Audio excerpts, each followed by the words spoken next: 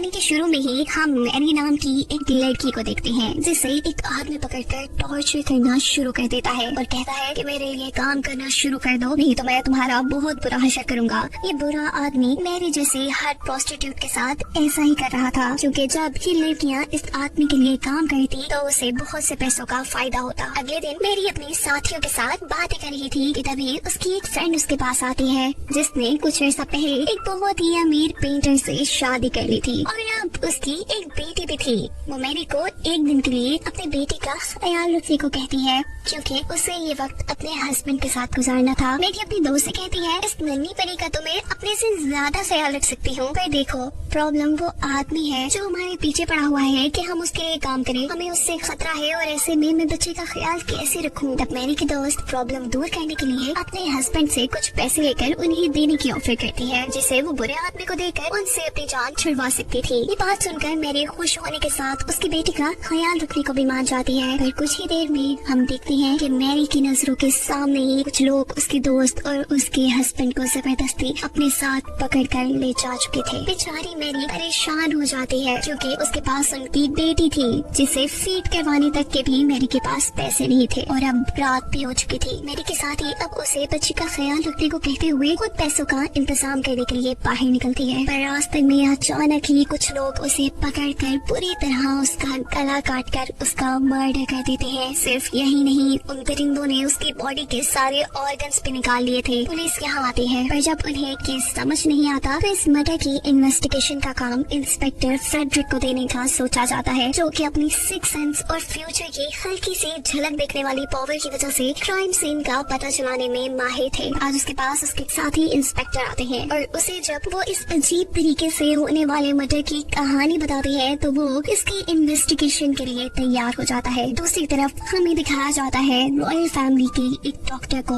जो शहर के सबसे बड़े सर्जन भी थे। उन्होंने पागलों के इलाज के लिए एक सर्जरी का तरीका ढूंढ निकाला था, जिस तरीके को आज वो एक पेशेंट पर एक्सपेरिमेंट करने वाले थे। ये पेशेंट और कोई नहीं बल्कि मैरी की वही दोस्त है जिसे कुछ लोगों ने उसके हस्बैंड के साथ किडनैप कर लिया था और अब उसे पागल करार देकर यहाँ लाया गया था। डॉक्टर उसके सर पर अपना काम शुरू कर देते हैं और यही से सीन कट होकर हमें मैरी और उसकी साथियों को दिखाया जाता है, जो पिछले दिनों अपनी साथी के होने वाले मर्डर के बारे में ही बात कर रही थी। उन्हें लगता था कि ये काम उसी बुरे आदमी का है जो इन सब को अपने साथ काम करने के लिए मजबूर करता था। इन्होंने अभी उसे याद ही किया था कि वो दोबारा यहाँ आ जाता है और मैरी की एक साथी से उसके काम के पैसों में से आधे पैसे खींच लेता है और इसके ऐसा करने से ये लड़की उदास और परेशान होकर यहाँ से जाने लगती है। तभी रास्ते में एक आदमी उसे ग्रेप्स का लालच देकर अपनी गाड़ी में बिठा लेता है और थोड़ी ही दूर जाने पर उसका बेदर्दी से गला काट देता है और इससे पहले होने वाले मर्डर की तरह ही इस लड़की की बॉडी के भी ऑर्गन्स निकाल लिए जाते हैं।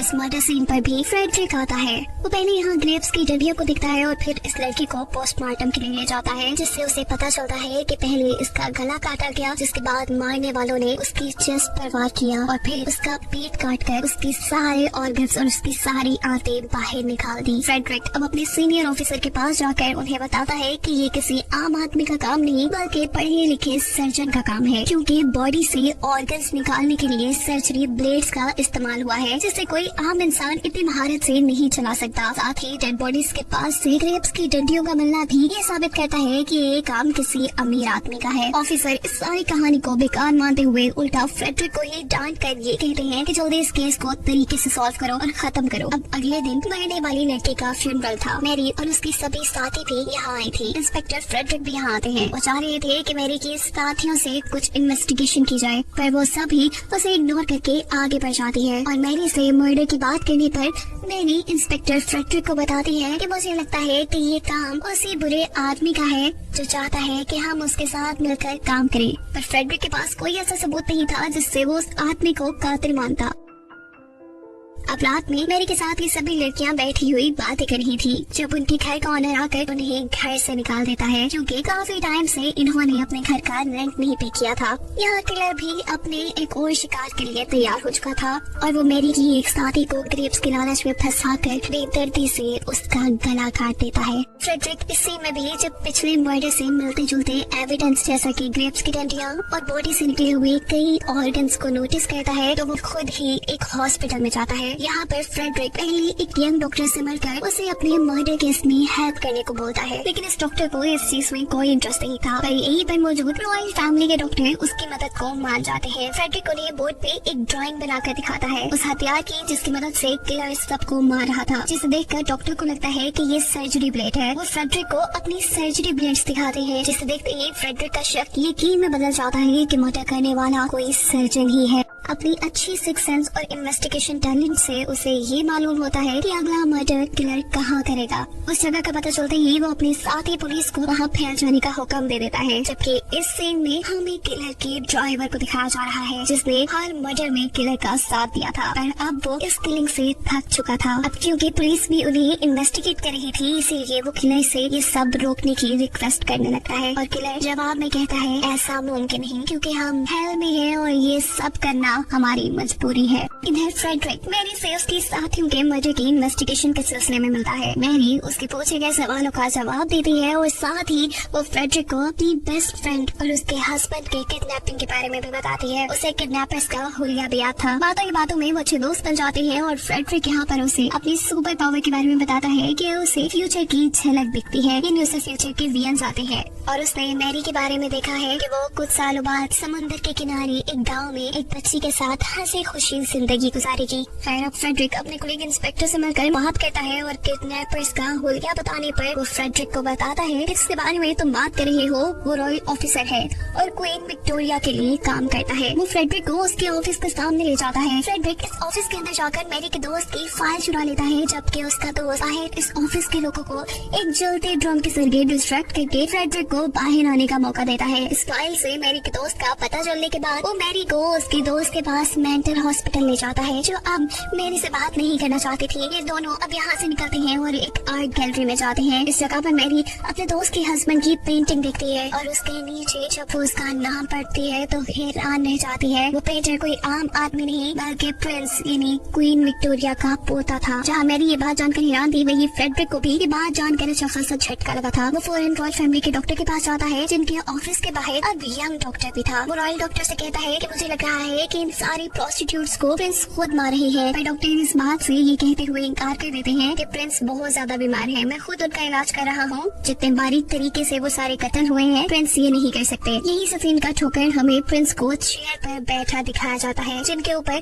वो यंग डॉक्टर कोई रिचुअल परफॉर्म कर रहा था। दूसरी तरफ फ्रेडरिक भी अपनी इन्वेस्टिगेशन में मसरूफ हो चुका था और उसे एक दिन किलर का लेटर मिलता है। लेटर के साथ आधी इंसानी किडनी भी थी, जिसका दूसरा हिस्सा किलर खा चुका था। ये सब लेटर में बताया गया था। वो जब देखते हैं कि लेटर कहाँ से आया है तो उस पे सिर्फ लिखा था फ्रॉम हेल। यहाँ दिखाया जाता है कि किलर अपने एक और मर्डर की तैयारी में है, पर वो एक सड़क पर चलते प्रोस्टिट्यूट को अपने झांसे में फंसाकर अपने ड्राइवर के साथ मिलकर बेदर्दी से उसका गला काट देता है। और इससे पहले कि वो उसके ऑर्गन्स निकाल पाता, यहाँ एक आदमी की नजर उस पर पड़ जाती है, जिससे डरकर ये लोग यहाँ से भाग जाते हैं। फ्रेडरिक जब इस क्राइम सीन पे पहुँचता है और इस लड़की की बॉडी देखता है तो समझ जाता है कि किलर आज एक और मर्डर करेगा, क्योंकि उसने इस बॉडी से ऑर्गन्स नहीं निकाले थे। उसकी सोच बिल्कुल ठीक थी। किलर एक और शिकार को मार चुका था। फ्रेडरिक की सिक्स सेंस उसे करीब भी कुछ बुरा होने का जब बताती है तो वो उसे चेक करने के लिए निकल पड़ता है, पर रास्ते में उसे कुछ आदमी पकड़ लेते हैं। ये आदमी कोई और नहीं बल्कि रॉयल ऑफिसर के ही लोग थे, जो रॉयल ऑफिसर क्वीन विक्टोरिया के लिए काम करता था। ये लोग उसे पकड़कर खूब पीटने लगते हैं, क्योंकि उसने रॉयल ऑफिसर पर इन्वेस्टिगेशन शुरू कर दी थी। यहाँ तक कि फ्रेडरिक को तो ये भी लगता था कि यही रॉयल ऑफिसर प्रोस्टिट्यूट्स के मर्डर में भी इन्वॉल्व हो सकते हैं, क्योंकि ये क्वीन विक्टोरिया के लिए काम करते हैं और शायद उन्हीं के कहने पर प्रिंस की प्रोस्टिट्यूट से शादी को छुपाने के लिए वो उनकी शादी में आए सभी प्रोस्टिट्यूट को मार रहे होंगे। फ्रेडरिक को मार पीट कर ये लोग यही छोड़ जाते और फिर वो हिम्मत करके उठता है और दूसरे मर्डर तक पहुँचता है।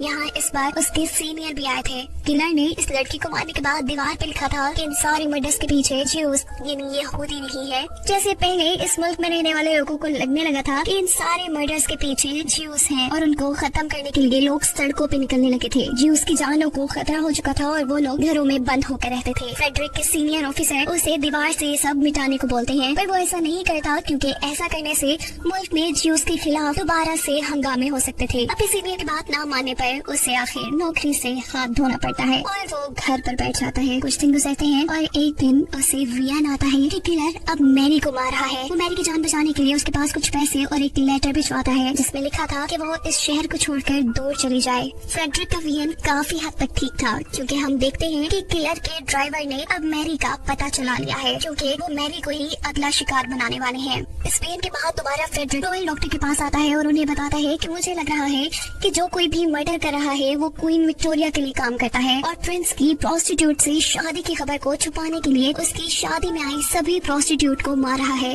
फ्रेडरिक अब डॉक्टर से सवाल करता है कि आप भी क्वीन के पुराने आदमी हैं, क्या आपको उन्होंने प्रिंस की शादी छुपाने की ऑफर नहीं की? ये बात सुनते ही डॉक्टर गुस्से में आ चुके थे और गुस्से में उनके मुंह से फ्रेडरिक के सामने सारी सच्चाई निकल जाती है कि असल में वही क्वीन विक्टोरिया के लिए काम कर रहे हैं और उन्होंने ही प्रिंस की शादी की खबर छुपाने के लिए मर्डर भी किए। सिर्फ यही नहीं, उनके 3 साथी भी थे। वो यंग डॉक्टर फ्रेडरिक के ही सीनियर ऑफिसर और वो रॉयल ऑफिसर जिसने मैरी की दोस्त को मूवी के स्टार्ट में किडनैप किया था।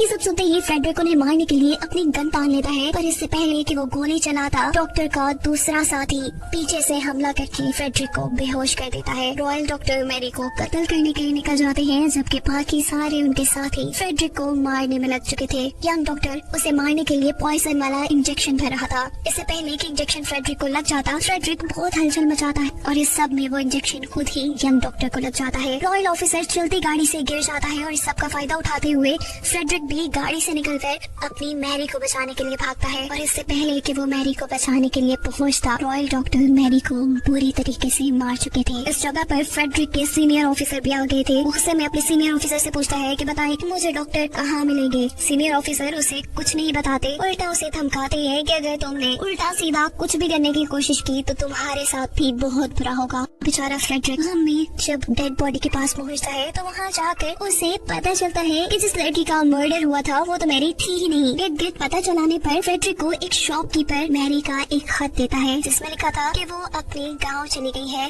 उसके साथ उसकी दोस्त की बेटी भी है और अब से उसकी जिंदगी का मकसद सिर्फ उस बच्चे को पालना है। सीन कट होकर हमें क्वीन विक्टोरिया को दिखाया जाता है जो कि लॉर्ड पर गुस्सा कर रही थी क्योंकि उन्होंने डॉक्टर को उन लड़कियों को मारने का हुक्म सिर्फ इसलिए दिया था ताकि प्रिंस से प्रोस्टिट्यूट की शादी की खबर आगे न फैल पाए। लेकिन लॉर्ड और उनकी एजेंसी के कुछ लोगों ने मिलकर उन लड़कियों के ऑर्गन्स निकालकर रिचुअल परफॉर्म करना शुरू कर दिए। लॉर्ड इस चीज की क्वीन विक्टोरिया से माफी मांगते हुए उन्हें बताते हैं कि क्वीन विक्टोरिया का काम भी पूरा हो चुका है। प्रिंस और प्रोस्टिट्यूट की शादी के सारे सबूत मिट चुके हैं। क्वीन ये जानकर बहुत खुश होती है और उनका शुक्रिया अदा करती है जबकि दूसरी तरफ पुलिस डॉक्टर को भी पकड़ चुके थे। उन्हें कोर्ट लाया जाता है पर कोर्ट में डॉक्टर अपने किए की माफी नहीं मांगते। उनके इस एक्शन से कोर्ट को लगता है कि डॉक्टर पागल हो चुके हैं और उन्हें सजा दी जाती है कि उन्हीं के निकाले हुए पागल लोगों को ठीक करने के तरीकों के एक्सपेरिमेंट अब उन्हीं पे किए जाए। कहानी सालों आगे बढ़ती है और हमें दिखाया जाता है कि मैरी अपने दोस्त की बेटी के साथ समुद्र के किनारे एक छोटी से घर में रहती है। ये बिल्कुल वही वियन था जो फ्रेडरिक ने काफी सालों पहले मैरी के लिए देखा था और अब मूवी के पोस्ट क्रेडिट सीन में फ्रेडरिक के घर उसका कुलीग आता है उसे जगाने के लिए। लेकिन यहाँ आकर उसे पता चलता है कि फ्रेडरिक मर चुका है। फ्रेडरिक के हाथ में मौजूद वो सिक्कों से उसके कुलीग को ये पता चल चुका था कि उसने अपनी वाइफ के गम में और मैरी की याद में सुसाइड कर ली है। फ्रेडरिक का कुलीग सिक्के उठाकर उसकी आंखें बंद करके उसकी आंखों पे रख देता है और इस सीन के साथ ये कहानी यहाँ खत्म हो जाती है।